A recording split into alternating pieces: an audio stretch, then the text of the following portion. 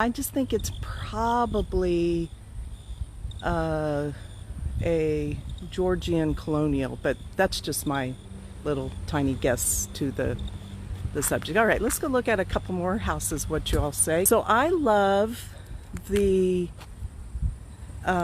way they have put this island in the middle, and I love what they have done with these flags. It's just gorgeous out here. Takes over 100 years for a neighborhood to look this great. Hyde Park, isn't that great? All right, let's go look at a couple more houses. That one is, I believe, ooh, I don't know. This might be gosh, it has the fan window that our colonial Federals have versus our Georgians, but the two-column thing is usually a Greek revival or neoclassical style. Let's go. So this was the Symphony Showcase house. I actually am selling the house in the west side to the previous owners of this house who helped renovate this house. On tour, the Symphony Showcase, as well as the Hyde Park Historic Homes tour. Isn't that beautiful? So this house, I would say, this one's going to be another tough one. This is, I feel like this is still more of a Greek revival or neoclassical in the ancient versus the colonials. Colonials, so the Georgians, the French colonials, Dutch colonials, those all came about under the Renaissance. So when versus the Greek revival and the neoclassicals, those came during ancient classical or early classical. And so the next era was the Renaissance era, which is when we got our Victorians. Someone here said they thought it was Victorians. And the all our craftsmen, our Tudors. So again, colonials fall in the Renaissance, not in the early or ancient classic. Let's see, let me take a step to Jordan. If only there was a school district to match the beauty of these houses. You know, it is hard. I will say that part of that problem, I'm going to just keep walking so we can see some more beautiful houses. You know, so as we're becoming more consciously aware of the Black Lives Movement and what has happened in Kansas City that has created our school system to not be as beautiful as these homes. And that's because this is a Tudor, by the way, in the Renaissance era. It's such a common challenge we have in Kansas City. And you know, as I'm a lover of all historic and beautiful homes and neighborhoods of Kansas City, you know, we had the white flight happen in Kansas City like every other city, and everybody wanted to get away from black people. Sorry to tell you all this, some of you know this. And so the way you got away from black people was initially it was at the J.C. Nichols suburbs, which was just south of Country Club Plaza, which is now Brookside and Countryside and Sunset and Mission Hills. All of those were developed to help people to get away from black people. So when you have everybody move out of the city and you have all the money and all the taxes that go with it, you're going to have a drop in your quality of schools, because schools have to run off of a stronger tax base than we've had in the last 50 years plus. So as we get more people back into the urban core of Kansas City and homes go up in value, which they are, that's going to help our schools. About schools, we do have a lot more charter schools available So that is another option. The Crossroads Academy is, there's several schools with Crossroads Academy. We also have Lafayette Academy. We have several charter schools, so that can help. It's made of limestone. So if anybody knows why we have so many limestone houses in Kansas City, because limestone was everywhere. You just dig up the ground and limestone was there. Okay, anybody know what style of house this is? This is a little tough. Usually stone houses change things because mostly back east in the colonies, in the Northeast, they didn't build with stone as much as we do in the Midwest. So it has columns. Columns are always a key. You don't have the roof is more of a hip, or not a hip roof, a smaller, not as big roof. The gables are on the ends. 1, 2, 3, 4, 5 windows across. If we look at the panes, there's not many panes in the windows. That is a sign of a different style. I would say we're looking again at, I want to know what year this was built, but we're looking again at probably more of a colonial, Georgian maybe, I don't know. You know, Kansas City has, let's go on to the next house. Kansas City has, a lot of Midwest cities have, did the Heinz 57 or the mixed houses. They're the style and tradition of some of your typical styled houses got all mixed up. And here's why.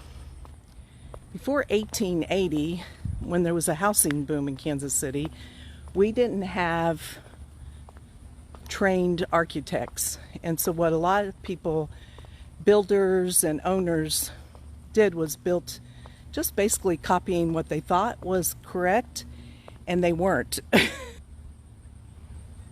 This is probably, I don't see a fan window. It might be it's a colonial. The columns kind of throw it a little bit. It could be a Greek revival. Whew. Or neoclassical. Usually if it's a colonial, you don't have see the columns, they're pretty round and significant. Colonials usually have no columns, usually don't have much of a entry porch, and if they do have columns, they're more like flattened pilasters. So I'm going to call this, I'm calling this a probably a neoclassical from the ancient classical period. Just because I have a love for the houses, I have been reading and studying and learning, and I go out almost every day and take pictures of houses so I can learn more. A different style of house in our Renaissance era, and then another very different house. See if you all can guess what styles these are. I'm not an architect, I'm not a builder, I'm not a historian or a professor. I do have a master's degree in psychology, if that helps, but I've been selling houses in Kansas City, in the urban core, Midtown, Northeast for 12 years. So I sell a lot of these houses. I'm in and out of them all the time. So I finally decided to get really good at figuring out what they are and be clear. There are a lot of realtors who don't know. They'll put in the MLS a very, the style of house that's not accurate. That was the other thing, is I wanted to get a little bit more of accuracy in our real estate world. Okay, so who knows what style of house this is? So I gave you a hint. This house just sold, by the way, a couple months ago. We are now in the Renaissance era. You'll see antebellum as a name of a style of house, which is not. Anytime you see antebellum, that just means post-Civil War I mean, you could, it is the era that some of these houses came into existence, but it's not the style of houses. Well, at least not in Kansas City. They might be in the South. There it may actually be a style of house called an antebellum, but we don't have them here. This is a Victorian Queen Anne. It's been a bit bastardized as well. You typically don't get wraparound porches on Victorians.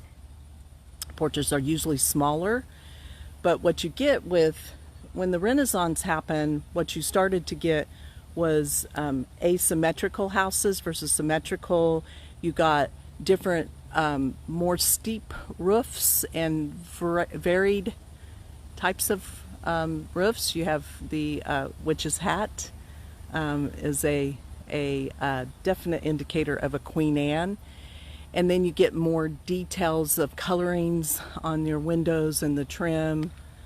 But when these wraparound porches come onto Victorians, that's starting to actually copy the craftsmen that came into existence just about the same time, the arts and crafts movement and Frank Lloyd Wright and the prairie style movement with the bigger overhangs and the bigger porches because of our heat here in Kansas City is why those were existent. So you got a mix of style here. Or how about this house? Does anybody know the style of this house? So this one's another tough one. I would say we're back in the classical era, not the Renaissance era. And this could either be a French colonial or a Spanish Renaissance. I'm not sure. Maybe somebody on here knows. Beautiful detailing though, right? It's gorgeous. See how the columns are flat, more flat against the house itself with just a little bit of an indentation going into the house. It looks like it's a wood panel door. This is definitely more of a colonial, and I would say the window panes 1, 2, 3, 4, 5, 6, 7, 8 per sash. The more window panes per sash is usually more Georgian, but it has a little bit of some French. I think it's more of a Georgian colonial. Imagine that. So then this house, now we're getting into your craftsman style, arts and crafts.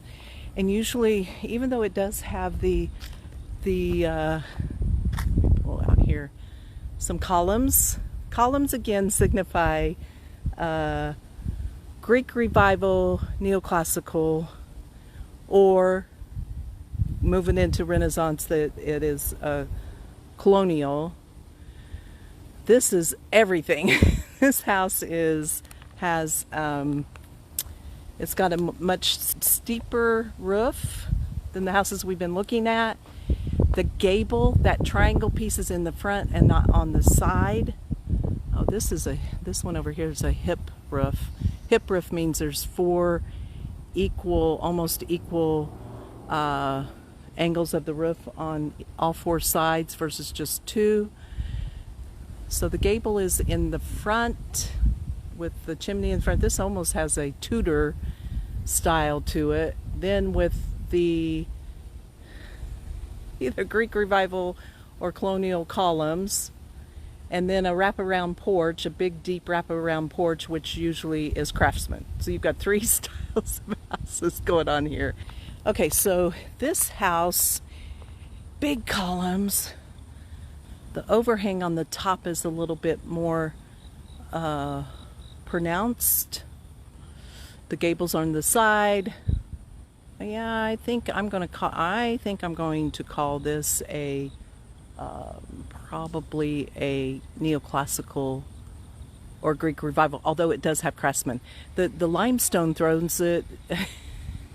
Again, we have a lot of mixed up houses, mixed breeds, in Kansas City, so you rarely get a pure breed, which means it was designed by an architect who's actually was formally trained and learned all the classical and Renaissance, as well as modern styles, and the builder built it the way the architect told him to train. So we had a lot of houses not built with architects involved before 1880. Between 1880 and 1920, it was a mixed bag. So this house, this is going to be my last house of this impromptu tour. I think it is. We've got the columns. We've got a smaller porch. We've got 1, 2, 3, 4, 5 windows across. The windows have been bastardized. Most of your classical, this is a classical house, meaning it's either colonial or a Greek revival or neoclassical. Most windows in these will have panes in them, and these don't have panes, so it's probably just they've been replaced, so it's not the original windows. Those circles, I want to figure out what those circles are. Anyway, there. I think it's neoclassical. That's my guess. Okay, we're back to where I started this lovely tour with this gorgeous house, which I just fell in love with. I'm in Jansen Place in the middle of central Hyde Park, and I just had to get out because it's so beautiful out. And so again, this house was the very first house we started with and started talking about styles of house. All right, listen everybody, thank you for joining. I really enjoyed getting some time with you all on this beautiful Saturday. And hey, we at Urban Cool KC just want to let you know that we are always excited to have a discussion on the phone, on Facebook, about historic homes and unique, beautiful homes and neighborhoods in Kansas City. We love Midtown and the Northeast more than anything, in the east side of Kansas City, because of its history. And if you're looking to sell your house, we'd love to help you do that. It's our specialty, and we'll tell the story of your house real well, not just sell it, but give it its due of love. And hey, all, have a great Labor Day weekend. Stay safe, and thanks for joining. Bye.